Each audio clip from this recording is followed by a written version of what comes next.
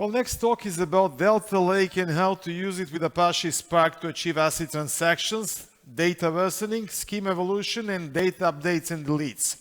Highly virulent and exciting stuff in the big data world presented by Petar Zecevic from SV Group. Petar, please, welcome to the stage. Thank you. Hello, everybody. So I'll be talking about this virulent topic about Delta in Spark. First of all, I'm CTO in SV Group, a company in Zagreb. We are about 44 employees. We're doing development, custom development for governments, government universities, banks, private companies, and so on. And also we sell hardware, software.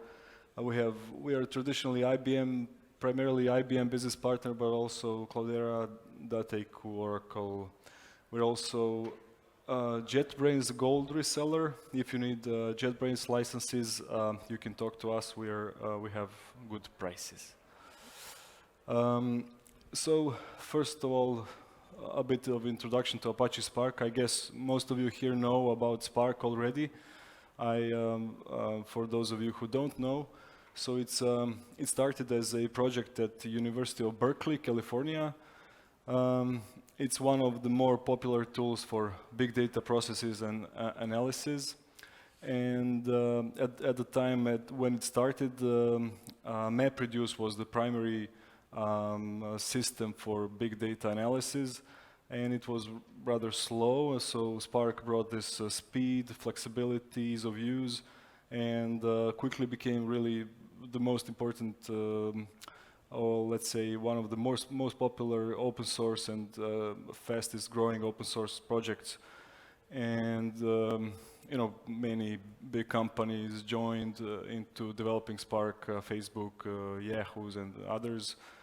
And so it has lots of features and ways to apply it to your loads and processing. It's done mostly in memory. And you have programming, it's a distributed processing, mostly in memory. You have programming interfaces in Java, Scala, Python, R, and SQL, standard SQL.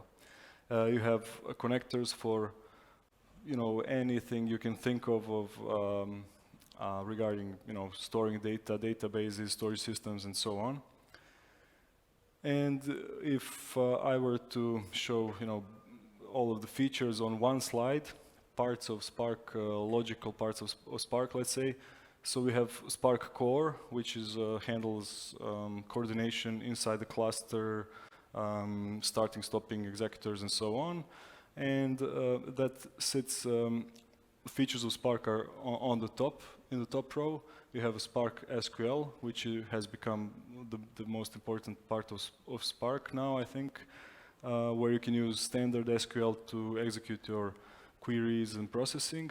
Then you have Spark Streaming for real-time ingestion of data and processing, Spark MLlib for machine learning, and Spark GraphX or Graph Frames now, which is for graph algorithms on data organized in graphs. And that all sits on top of execution engines, where you have Hadoop Yarn execution engine, Mesos, and Spark standalone execution engine, and also, not shown on the picture, Kubernetes is also supported. And not part of the Spark are those storage systems. So Spark does not store data, it reads data from other systems or writes to them. So what is the big data problem that we're trying to solve? I'm talking here not really about data science. This is mostly data engineering, but any data scientist knows that there's no data science without first getting all the data and being able to process it in some way.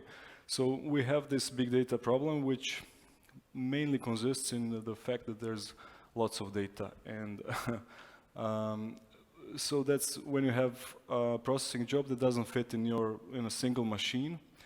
So you need to use some kind of distributed solution. So there's some special design considerations in such systems, and some of the usual functions that you're used to and rely on, for example, in relational databases, it's not that easily implementable and available in such systems. So as an example, this is a Parquet file format,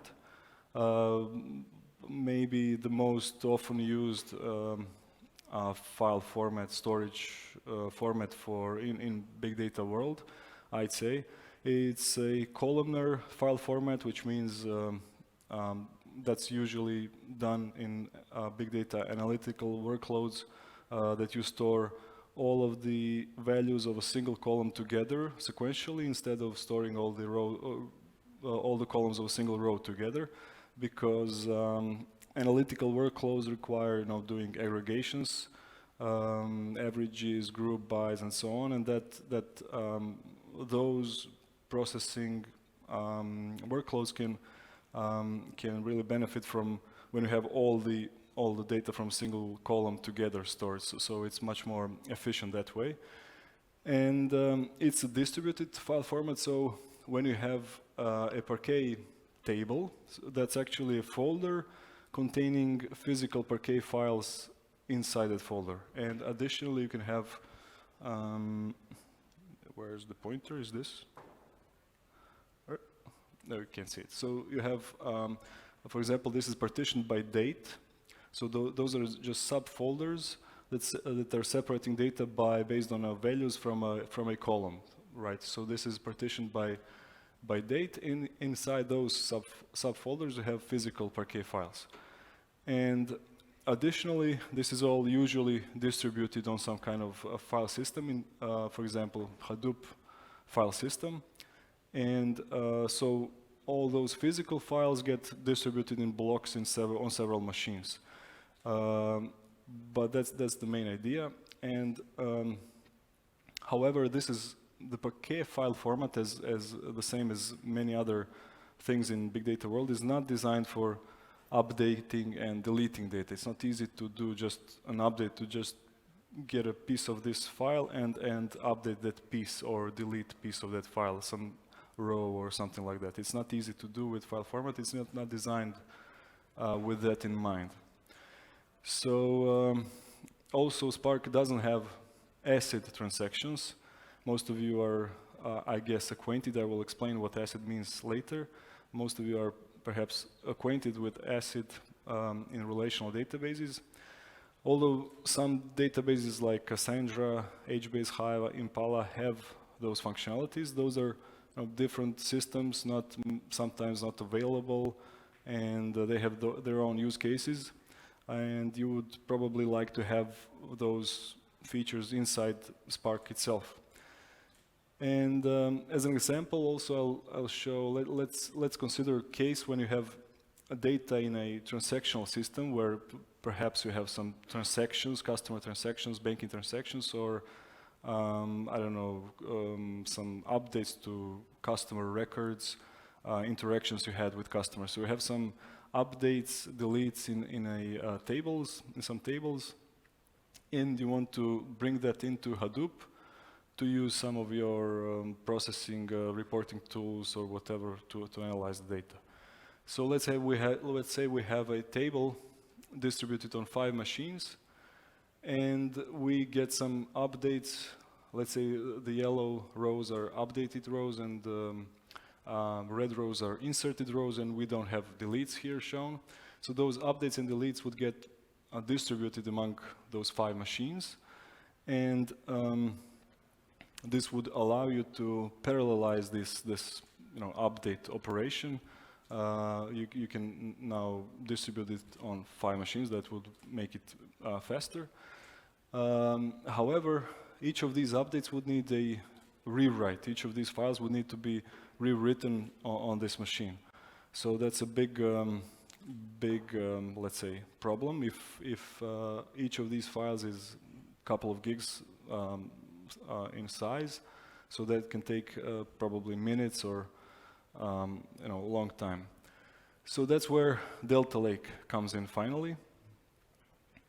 What it brings to Spark is ACID transactions, updates, deletes, and upserts, time travel, versioning with time travel, and schema enforcement. So what is ACID transactions? That's atomicity, where you have your own single transaction, which is always handled as a unit. It fails as a unit or gets through executed as a unit. It doesn't have subparts that can fail as part of the same transaction. Then consistency, after your transaction is committed and it's successful, then it's guaranteed that the whole of the database will respect all the rules in the database, like foreign keys and so on. Then isolation, if we have two processes, transactions updating a single row, they will have a way to decide who is right, who has the right to really update the row, and a way of negotiate who will do this. Durability, that means that if your transaction is successful, then if anything fails or database fails, it will stay committed and durable, right? So the second thing is our updates and deletes. Most of you know, of course, what that means. That means you can change or remove data from a table. And an upsert, which became a part of standard SQL, I think in 2008, where you have a single command that will check the rows from a target table based on some kind of key, and if those rows, for those rows that already exist in the target table, it will update them. If not, it will insert them inside a single transaction, inside a single statement. So that's really useful. Otherwise, you would need to have several maybe staging tables to check which rows exist and so on. This significantly simplifies the thing. Time travel with versioning. So you can always get a previous version of the table, including the data, with a delta lake by a version number or a timestamp. So some ways of getting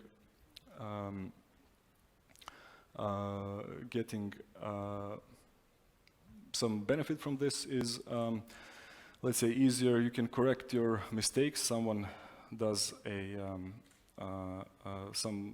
presses the wrong button, then you can just go back in time and correct this. Or let's say that you have a report that you depend on, I don't know, for some management, and you lose your report somehow. Those things happen too, and then you need to reproduce the report, and then, but the data is now changed. You can go back and just rerun the report on the exact version that you ran it originally on. Rollbacks, so you can do, correct your mistake. Or let's say you have a machine learning job that does things in iterations and runs for, I don't know, days. And it also depends on each iteration to use the same data, the same version of the data, and data keeps getting updated in the background. So you can also, for example, use the same fixed version for running your job.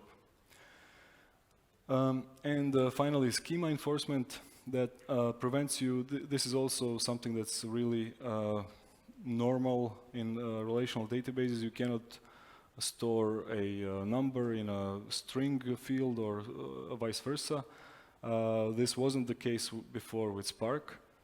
You could actually, all of those, if you remember the example with Parquet files, you have different Parquet, physical Parquet files in those subfolders. And actually all of those, each of those files can have a different schema.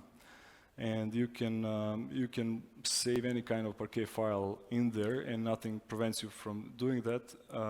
But with Delta Lake, you have this layer of protection that it will check the schema of that table before you save it. You can also do this auto merge thing where it will disable this check, And you can also explicitly always change the schema of the table. And now for some technical details how this is done. First of all, Delta Lake uses Parquet files I showed you, and it doesn't support bucketing. If you don't know what bucketing is, it's another way of separating data into different physical files. First is partitioning in subfolders, and bucketing is in files. So if you have a row, you say I want to bucket based on set of columns, and for each of values in those columns, it will calculate a hash value, and based on this hash value, it will know in which physical file to place that row. So that's like something like a crude indexing, and that can really significantly speed up the transactions and processing with Spark and Parquet files. However, it's not yet available in Delta Lake. How usually the data in Spark is about tables is stored in this meta store. That's a relational database that stores metadata about tables, so the names, types of columns, names of columns, and so on. And that's where usually processes look for when they want to read tables and update them and so on. With the Delta Lake, it's not the single source of truth anymore. It's not the most relevant information. It's in this transaction log. And transaction log is just a bunch of JSON files containing information about which actions were done on the table. When you add files, delete files, change table metadata, and so on. And each new version you change, you do on a table, and each new version gets its own JSON file. So this is what it looks like in physically on the file system. You just have additional subfolder called Delta log with those JSON files inside it. And if we go back to our example, now we have a Delta table, and we do all those changes again. What happens now is that while those changes are being written to the storage system, we also have the pointer to the previous version and the previous physical files of the same Delta table. And so all of the users, processes that were reading from this table are still able to read from those grayed parts of the file while the new version is being written. And once that's done, that gets committed as atomically. You just get the most recent version becomes the current one, and if there were any conflicts, it gets checked and so on. So this simple change enables us to have all those features I mentioned. It's not that rocket science. It's usually in those distributed systems, big data world. It's not those solutions are not really that complicated because you cannot afford much complicated things when you're doing with that amount of data. It's usually simple things that make a difference in my experience, actually. You have Delta Lake API. It's in two parts. Spark Standard API is extended with those new features where you can read and write Delta Lake tables. But also you have this new part of the API in Java, Scala, and Python for maintaining the Delta Lake tables, querying them, and so on.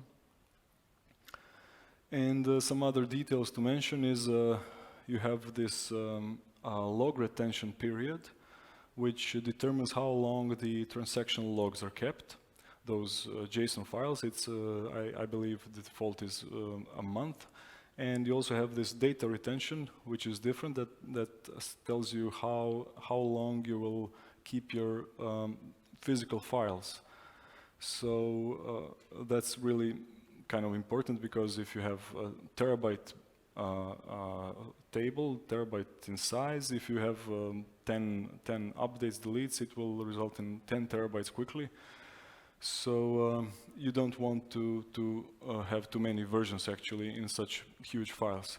Sometimes you have to, keep your common sense, and that's trade-off of some kind. So that's default is a week, I think 7 days. Sometimes you want that to be smaller or larger. And compaction is also, there's this well-known small files problem in Hadoop, where each file actually needs metadata to be kept about it. So Hadoop needs to know where that file is, how large is it, what, I don't know, different things about it. So we have millions and millions of files that can clog up your memory and computing resources, and managing the cluster with that many files can get challenging. So compaction is often done with that, and with Delta Lake that's really easy, because you just reread the file and write it as in a smaller number of files in a new transaction. You just write a new version of the file and then get rid of the old files, so that compaction becomes much easier. And regarding the conflict resolution, Delta Lake uses the optimistic approach. You have pessimistic or optimistic. Optimistic means that each process or transaction assumes that there will be no conflict, so each transaction completes their own writing, updating, whatever, and then once that's done, it checks if there were any other competing transactions. If there were, then they try to find out which transaction has the right to wins, right? And the ones that lose, they will get an error that there was some other change. You have also alternative projects that are solving basically the same problem in a slightly different way. Apache Hudi and Apache Iceberg from Yahoo and Facebook. They're similar, really. There are some differences. And just a few words about this new term, data lakehouse.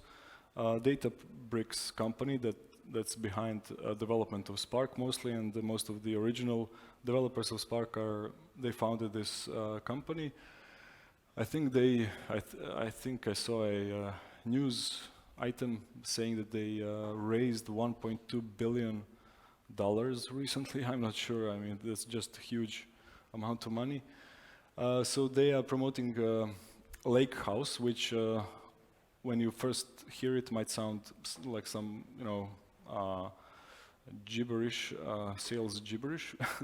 But actually it makes some sense, because you have, traditionally you have data warehouses and you have data lakes, and in many companies you have both, and they are maintained separately with different tools, different use cases, let's say, and because they are different technical capabilities. And but now with Delta Lake and other approaches and systems, and now it seems that we are finally maybe sort of at the point where we might consider merging those together. So they named this Lakehouse.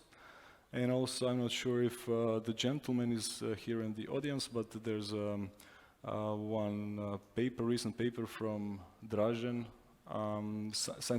third scientific paper about data lakehouse in the world by Dražen Orešćanin, recently came out. So that's it from me. If you have any questions, I have time.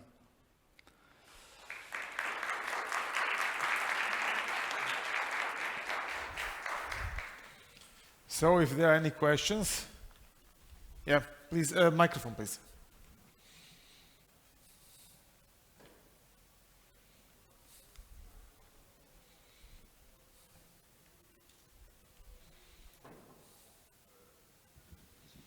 Thanks for the presentation.